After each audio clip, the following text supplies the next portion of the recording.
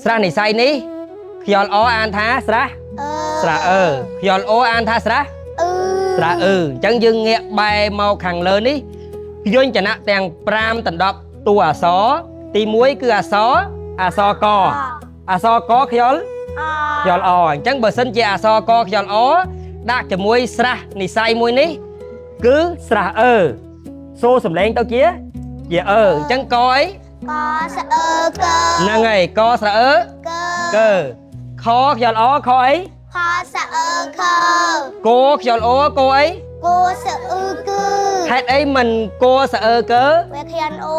ហ្នឹងអញ្ចឹងគោអីគោស្អឺគឺហើយងស្អឺងឺដស្អើដើហើយដូស្អឺដឺមិនដូស្អើដើវាខ្យល់អូចលបុផាកូនឡើងអានហើយសុកចម្រើនចាកស្អើកើ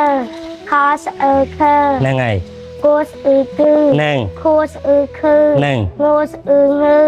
ចស្អើជើឆស្អើឈើជួស្អឺជើមិនជួស្អើជើវាខ្យល់អូហ្នឹងកន្លែងនេះបាត់ចេះ